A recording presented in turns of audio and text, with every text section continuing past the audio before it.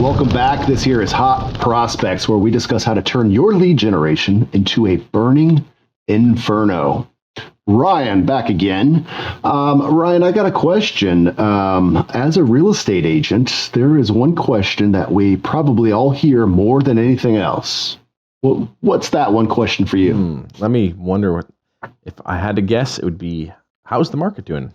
How's the market doing? Everybody, as soon as you mention I'm a real estate agent, or if they already know you as a real estate agent, they haven't seen you in a while. This is probably the most common question that a real estate agent gets. There are a lot of responses that you could give. A lot of agents say, "Oh, it's terrible," or "It's great." I think it depends upon whether it's a buyer or seller's market and whether you want to buy or sell, whether or not that's true. And so as a result, I know some agents who have come up with the one that they say, it's unbelievable.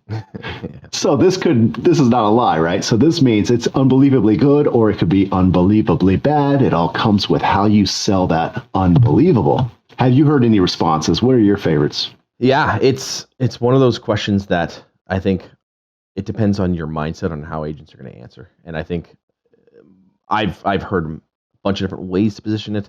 One of my favorite is just flipping it back on them and to ask them why they're asking that in the first place. But before we dive in, and I don't want to do that, but I find that before we dive into it too, I think that a lot of agents don't realize how amazing we should be grateful for this, because any other industry, no one cares or asks about your industry. I work in whatever, and people don't ask, they don't care. Like, okay, cool. We have someone like literally asking about our industry and has some sort of an interest, otherwise they wouldn't be asking you. And a lot of agents shy away from it. I coached a girl a number of years ago, and she's like, I'm so tired of this. People just keep asking me how the market is, and I don't want to have to answer it. I'm like, you literally have someone who's opening a sales conversation for free. And yeah, so I think it starts with, I would say, before you even answer what you say, it's thinking about how you see that question first. And I think the key for me is seeing it as an opportunity. So I'm sure you'd agree with reframe. That's my response is why do you ask? And, with scripting, it's not just what you say, but how you say it as well. And so if, without trying to be disingenuous here, this is a question that you get all the time. So instead of a person asking the question and you're just like waiting, and then you pounce on them with your answer, it's more like when you could go, why do you ask? And if you just sell it just a little bit like that, then in that curious way, instead of why do you ask? Because it's like that's the rote answer. This is what I've been programmed to say. Yeah. Then otherwise it comes off very, very natural and as part of a conversation. And then they will say all kinds of things to you. Well, we were thinking of selling our house, but we heard that the market is better in the spring. Well, right there, that sounds like a listing presentation to me. Or somebody says, well, my son has just graduated from college and he's moving back to town. And so I was wondering if you think it's good for him to buy a house now, or if he should wait until his job is more established. Or, I've got a friend moving in from out of state. Or my neighbor has been trying to sell their house for 6 months. What do you think they're doing wrong? When you ask, why do you ask? Boom. Yeah. It opens up. Sky's the limit. Yeah. It's you and I chatted before about this, and one of the things I look at real estate is kind of like if you go to the hospital and we have a triage station, and they start asking you some questions, and then they can kind of direct in the right response or right place. Then they know once you do that, then you do a formal conversation, then you can start diagnosing. That question is like someone coming to you saying, hey, I don't feel good. That's what it is. It's someone saying, hey, I don't feel good. Equivalent. You can then now take that and say, okay, what are you not feeling good, or what is going on? And that's where you can then start to move them into a triage, into a conversation as a triage, and then ask a few right questions to then say, hey, it sounds like exactly you said. You gave a bunch of different scenarios from the exact same question of someone saying, how's the market? And each scenario can be completely different. So if you give a cookie cutter response of, oh, it's great, and you applied that to each one of those conversations you just said, it would either turn someone off, turn someone on, or just completely go over their head. So I think it comes down to the next questions that you ask too that are even more critical. So you have a lot of experience with this. So what do you think would be the next No, so you're right. So, I mean, really what you're doing is you're taking your real estate thermometer and taking their temperature, right? One time, I can give a few examples. One time, I was being fitted for a new suit. And so I was standing on that one little elevated stage there, and he got like the 3 or 8 mirrors that are getting you from all your best angles.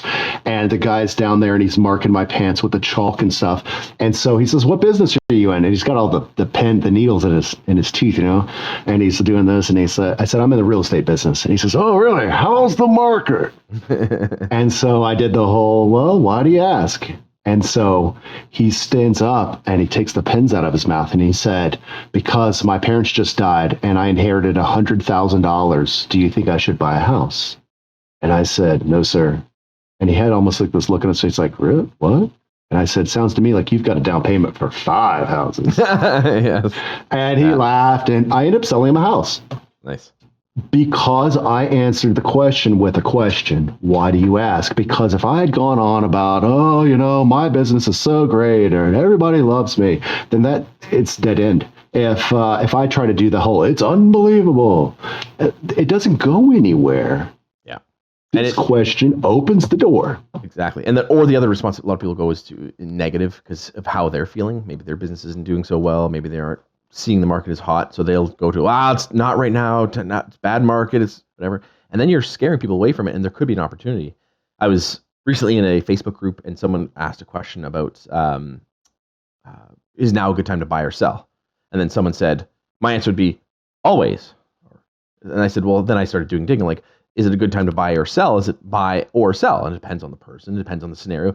And this is where we have to look at each person individually with a set of basic questions to start, but then figure out what is relative to them. Because it may not be a good time for them to buy. It may be a good time to buy. It may be if they are buying, it may be a great market or it may not be. So we have to know what their purpose is before we start giving any advice. And just like going back to the medical exam, giving medical advice without knowing what's going on is terrible. So if you're saying it's great or saying it's terrible, saying it's whatever, if you don't know what's going on, you're missing the opportunity.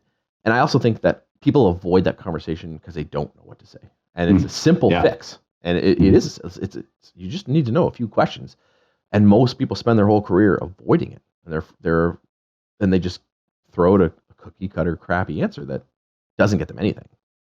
Well, and I would also add to this that you don't always strike a home run with this question. It's 80% of the time. It's just, it was just chit chat. I'm just trying to, shoot the breeze with you. Say, that's fine. That's perfectly great. So, and then you can even ask them another question. So do you own or rent? Because they brought up the topic, how's the market? And then you can, if they say, I'm just curious. Yep. Great. No, that's fine. Yeah, everything's going great as far as I can tell. My clients are happy. Yep. They love me. But let me ask about you. Do you own or rent? How long have you been there? Are you considering making a move in the next 12 months? You can still triage this patient, so to speak. And they might just say, nah, I'm not really that interested. Okay, that's fine. And then you move on with something else. But otherwise, you otherwise step over a great opportunity by any other script other than why do you ask? Yep.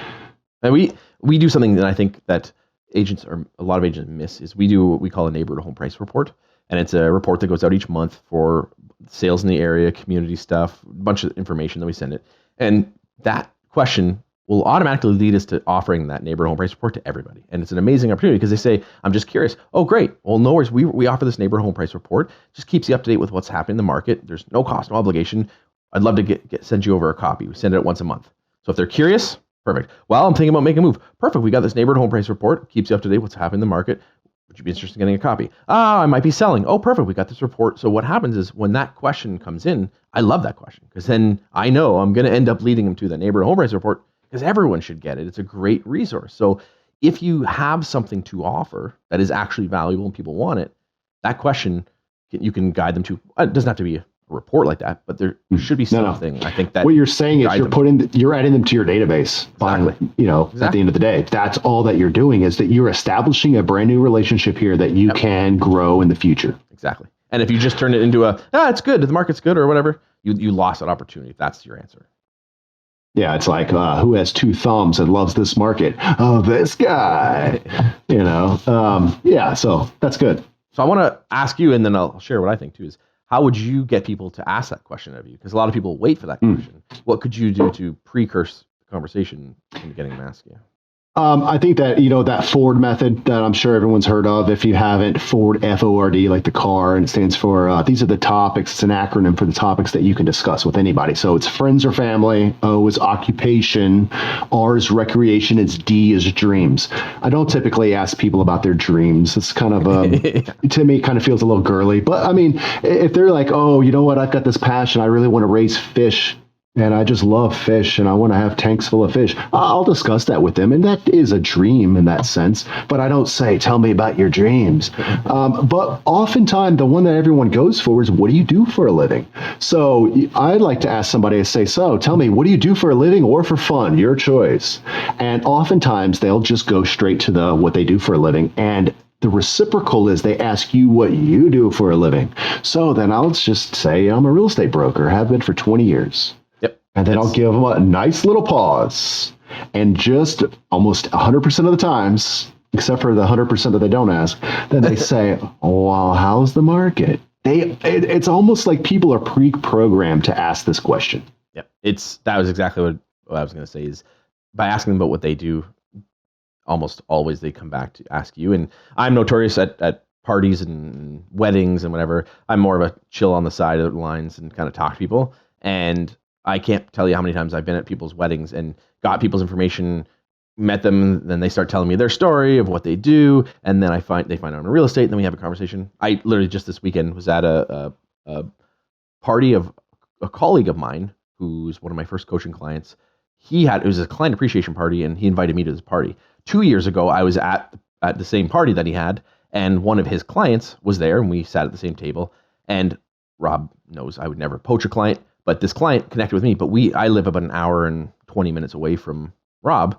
And this client just is going to be sending us a referral for down in our area because I was at the party, having a conversation, and had that dialogue. And it's when you ask about them, like you said, they'll default to asking it back. And a lot of people will ask in kind of what you ask them. So when you direct it to occupation, it becomes easy for them. And I also find too, is a lot of people have jobs that people don't ever ask about. So when you ask them, all you have to ask is a few questions about their job. And then they're like, oh, this person cares about me. I was at a party and someone's job was a drywall. They worked in making drywall. And I ended up spending like 20, 30 minutes just finding out, how does it work? How do they do this? And I would love that conversation. Right. And he's like, no one ever. I just tell people I'm in drywall. And they're like, okay. Dry topic, right? Exactly. So when all it takes is if you ask a few questions up front and just find out about them, do a little bit of digging, and they're going to want to know about you too because they feel that you've connected with them. So I think, that's a great way to orchestrate that conversation. Yeah, and not just that, but I believe that if you could say interview you, if I am asking you about your job and I'm asking you a follow-up question on that follow-up question, another one, I keep going deep with it, and then I've kind of exhausted it, and then it's like, okay, in that moment, if they don't say, so what do you do for a living? Yeah. They have bought enough of your time that now you're allowed to volunteer what you do for a living. Because you just listen to their boring crap for the last 15 minutes. Now it's their turn to listen to your boring crap. And as soon as you say you're in the real estate business, it's almost like a reflex. Like the doctor hits you on the knee with that little tomahawk, and then boom, they kick it off. How's the market? Yeah, but it takes intentional orchestration to create those. And I think it's important to do that. And I was going to ask you, it doesn't happen often, but I've seen it myself, is where people have a negative response to real estate agents when they're asking how's the market or what's happening. How would you suggest an agent respond if someone is not volatile, but like, oh, you agents are all the same, you guys are whatever? What would you suggest? Because I find sometimes agents are afraid to have that conversation. Yeah. So this kind of leads back to the FSBO and the expired listing agent, expired listing seller, that they both sometimes these types of people, they despise real estate agents with a passion. And so I have heard many, many times, I hate agents. Who are you, another real estate agent? I hate real estate agents. And so my script has always been, I hate them too. So let's team up and combat those jerks. Yeah. It totally takes the sting out of their argument when I say, I hate them too. Now, whether or not that's true is necessarily not, doesn't matter, because in the moment, I'm just trying to turn down the volume knob on this guy's heat, so to speak. And so when they get so upset about it, and it's not too often that it happens, but they'll say, real estate agents always pepper my mailbox and my front door with all kinds of crap, or they're a dime a dozen, and I've had 6 bad ones in the past. I'm like, yeah, sure, yeah. We're worse than lawyers. I'd make a joke about inflation. A dime a dozen, man. I wish I could get them for a dime a dozen nowadays. It's too expensive now. Yeah, no kidding. Yeah, well, we could go on about this topic, I think, for hours, but I think we should stop right here because the person listening to this conversation, I know you're finding value in it, and I know you're ready to watch another video or click that thumbs up button, because me and Ryan will be back with another video right after these commercial messages. See you, Ryan.